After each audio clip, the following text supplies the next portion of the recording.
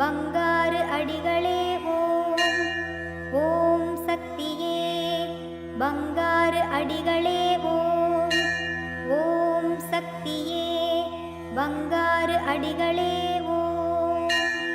ஓம் ஓம் ஓம். ஓம் சக்தி ஆதிபராசக்தி ஆன்மீக இயக்கத்தில் ஈடுபாடுடைய மற்றும் பக்தர்களாக வரக்கூடிய அனைவருக்கும் என்னுடைய காலை வணக்கத்தை தெரிவித்துக் கொள்கின்றேன். முதலில் உங்களுக்கெல்லாம் என்னுடைய புத்தாண்டு வாழ்த்துக்களை தெரிவித்துக் கொள்கின்றேன். வருகின்ற 2026ஆம் ஆண்டை வரவேற்கும் வகையில் தயாராக இருக்கின்றோம். 2026ஆம் ஆண்டு எப்படி இருக்கும்? நல்ல ஆண்டாக இருக்குமா இல்லது கஷ்டங்களை கொடுக்கக்கூடிய ஆண்டாக இருக்குமா என்பதுதான் நம்ம மனதில் ஓடிக்கொண்டிருக்கும். எந்த ஆண்டாக இருந்தாலும் அவரவர்களுக்கு வரவேண்டிய இன்ப துன்பங்கள் வந்து கொண்டு தான் இருக்கும். நாம் கடவுளை வழிபடுவதன் மூலம் ஒரு ஆன்ம திருப்தி. நாம் கடவுளை வழிபடுவோம். அதனால் நமக்கு எந்த துன்பமும் வந்தாலும் அது அவ்வளவு தாக்கத்தை உண்டாக்காமல் போய்விடும் என்ற ஒரு நம்பிக்கையில்தான் நாம் இறை வழிபாட்டை தொடர்கின்றோம். கெடுப்பதும் கெட்டார்க்கு சார்வாய் மற்றாங்கே எடுப்பதும் எல்லாம் மழை என்பது போல ஆண்டு பலனில் அனைவரும் எதிர்பார்ப்பது மழையினுடைய பலன்தான். இந்த ஆண்டு பார்த்திங்கன்னா ஒரு பக்கம் சரியான மழை, ஒரு பக்கம் மிதமான மழை, ஒரு சில இடங்களில் மழையே குறைவாக இருக்கின்றது. மழை செயற்கையாக உண்டாக்கலாம் என்று சோதனை செய்ததெல்லாம் அது பின்னடைவை தான் அடைந்தது. ஆகையால் இயற்கை என்ற செல்வம் கொடுத்தால்தான் மழை நமக்கு கிடைக்குமே தவிர செயற்கையால் எதையும் நாம் சாதிக்க முடியாது. செயற்கையால் சாதித்தாலும் அது நீண்ட நாட்கள் நமக்கு நீடிக்காது. மழை பெய்து நெற்பயிர்கள் எல்லாம் அழிந்து, மழை பெய்து விவசாயிகள் கஷ்டப்பட்டு உழைத்து அறுவடை செய்து அந்த மழையிலும் அந்த அறுவடை தப்பித்து விற்பனைக்கு வரும்போது அது நாற்றாக காணப்படுகின்ற நிலையை பார்க்கும்போது மனதுக்கு ஒரு விவசாயி என்ற முறையில் எனக்கு அதனுடைய வருத்தம் எப்படி இருக்கும் என்பது நன்றாக தெரியும். அதாவது உழுபவனுக்கு உழக்கு மிஞ்சாது என்று சொல்வார்கள். அதுபோல் விவசாயம் செய்கிறவர்களுக்கு எந்த விதமான பெரிய பலனும் கிடைக்கிறதில்லை. ஏதோ நம்ம நிலத்தில் விளைந்த நிலத்தில் விளைந்த காய்கறி பச்சை பசேல் என்று கீரை வகைகள் என்று நாம் சந்தோஷமாக சாப்பிடலாமே தவிர அதில் இன்னும் பெரிய ஒரு லாபம் கிடைத்து விடாது.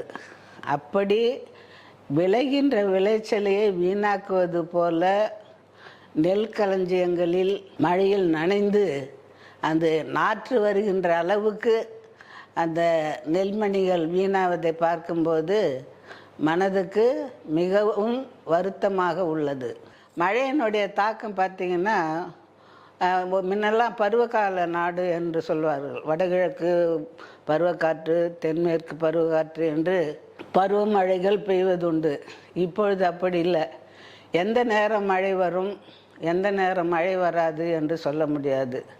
இப்பொழுது பனி பெய்தாலும் ஒரு சில நேரங்களில் மழை வருகின்றது.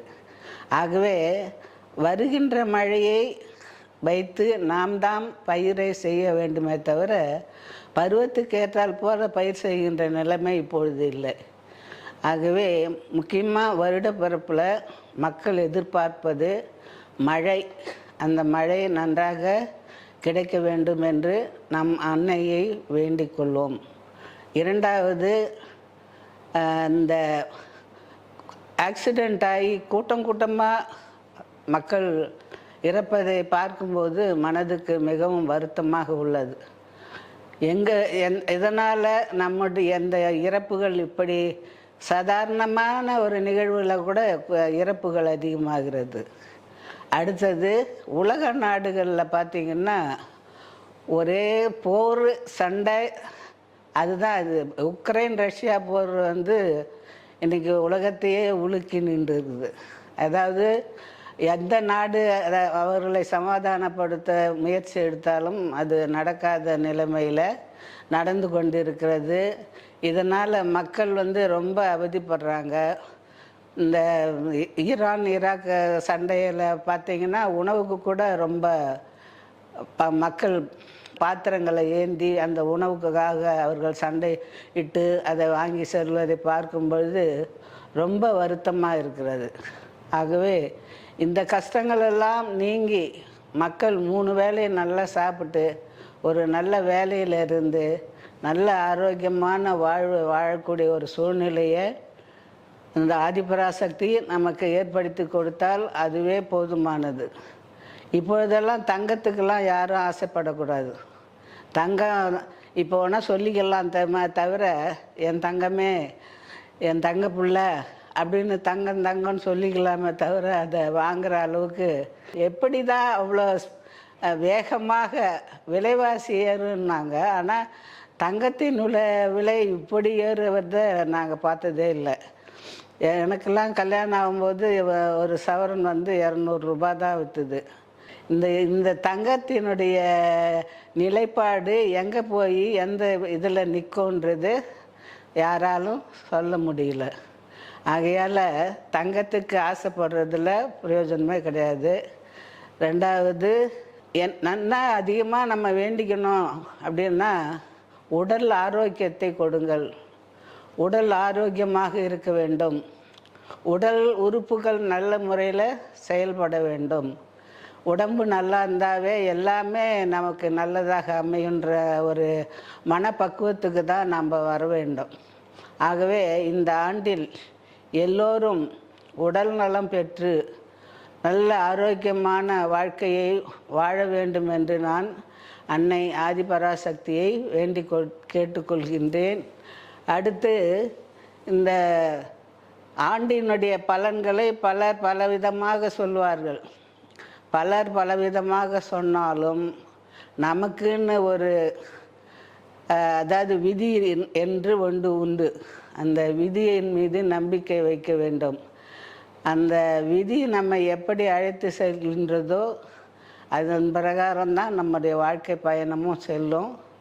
அதனால் எப்பவும் நல்லதே நடக்கணும்னு நம்ம எதிர்பார்க்கக்கூடாது. கெட்டதை கண்டும் பயப்படக்கூடாது. அது எந்த பாதையில் வாழ்க்கையை அழைத்து செல்கிறதோ அந்த பாதையிலேயே சென்று அதை எப்படி நாம் ஏற்று வாழ வேண்டும் என்பதை கற்றுக்கொண்டு வாழ வேண்டும். அதனால் நல்லதே நடக்கணும்னு நினைக்கக்கூடாது. வருகின்ற துன்பங்களையும் சமாளித்து வாழ வேண்டும். இந்த 2026ஆம் ஆண்டு நல்ல ஒரு ஆண்டாக எல்லா மாணவர்களுக்கும் சரி, குழந்தைகளுக்கும் சரி, பெரியவங்களுக்கும் சரி, வயதானவங்களுக்கும் சரி, எல்லாருக்குமே ஒரு நல்லதொரு ஆண்டாக அமைய வேண்டும் என்று விரும்பி கேட்டுக்கொண்டு அன்னை ஆதிபராசக்தியின் அருளை வேண்டுகின்றேன். ஓம் சக்தி. எப்பொழுதும் ஒரு சிறிய கதை இல்லாமல் உரையானது நிறைவு பெறாது. ஆகையால் ஒரு குட்டி கதையை உங்களுக்கு சொல்ல போகிறேன். ஒரு பணக்காரன் இருந்தான். அவனுக்கு நிறைய சொத்துக்கள் இருந்தது.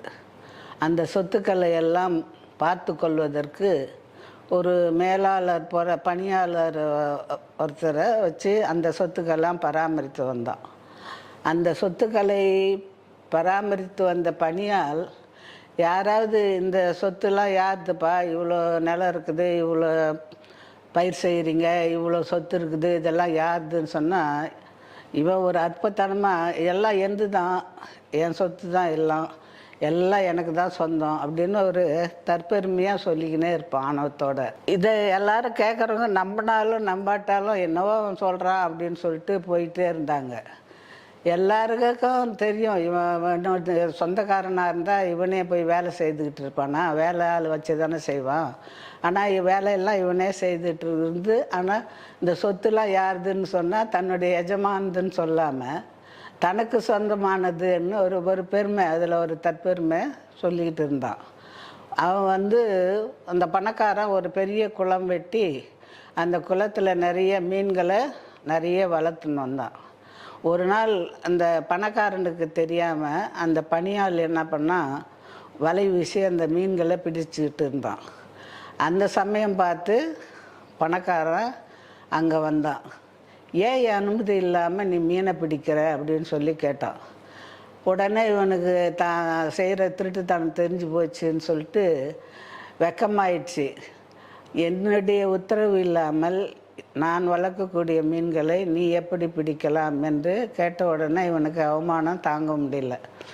உடனே ஐயா நான் தெரியாமல் செஞ்சிட்டேன், மன்னிச்சிடுங்க அப்படின்னு சொல்லி கேட்டாலும் பரவாயில்ல. அவனுக்கு அந்த பழைய எண்ணமே எல்லாமே நமக்கு தான் சொந்தன்ற அந்த எண்ணம் இருந்ததுனால ஒன்றும் சொல்லாமல் அப்படியே தலை குனிஞ்சு நின்னான். அப்போ உடனே இவனுக்கு கோபம் வந்துடுச்சு. என்ன திமிரு இருந்தால் என் குளத்தில் நீ மீன் பிடிச்சிட்டு கர்வமாக நிற்கிற அப்படின்னு சொல்லிட்டு அவங்ககிட்ட இருந்த கொஞ்சம் சொத்தையும் பிடுங்கிட்டு அவனை விரட்டி விட்டுட்டான். எல்லாத்தையும் விட்டுட்டு தான் ஒரு நாளைக்கு நம்ம போய் சேரணும். எவ்வளோ சொத்து இருந்தாலும் அது நம் கையோடு வரப்போகிறதில்ல என்பதை அந்த பணக்காரனும் உணரணும். ஆனால் இந்த அவனுக்கு அவனுடைய சொத்தை தன்னுடைய சொத்தாக நினைக்கிறானே இவனும் உணரணுன்றதுக்காகத்தான் இந்த ஆணவம் இருக்கக்கூடாது. ஆணவத்தை அடக்கி உண்மையாக உணர வைப்பது அந்த இறைதான். ஆகவே இறைவன் நம்முடைய ஊன் உடல் அனைத்தும் இறைவனுக்கு தான் சொந்தம் என்ற அந்த உண்மையான அறிவோடு வாழ வேண்டும். ஆணவம் கொண்டு நடந்தால் அழிவைத்தான் உண்டாக்கும். அந்த ஆணவத்தை அடக்கி உண்மையான நிலையை புரிந்து கொண்டு செயல்பட வேண்டும் என்பது தான் இந்த கதையினுடைய கருத்து. எதுவுமே நமக்கு சொந்தம் இல்லை. நம்ம எது எடுத்துகிட்டு வந்தோம், எதை எடுத்துன்னு போகிறோம், ஒன்றுமே இல்லை. ஆகவே வாழற காலத்தில் ஏதோ அனுபவிக்கிறோம், ஆனால் கடைசியில் ஒரு நாள் எல்லாத்தையும் துறந்துட்டு தான் போய் ஆகணும். ஆகையால் பிற சொத்தை தன் சொத்தாக கொண்டாடும் ஆணவ குணம் இருக்கக்கூடாது. தன் சொத்தே தனக்கு சொந்தம் இல்லை என்ற நிலை இருக்கும்போது பிற சொத்தை தன் சொத்தாக கருதும் ஆணவ குணம் இருக்கக்கூடாது என்பது தான் இந்த கதையினுடைய கருத்து. ஓம் சக்தி.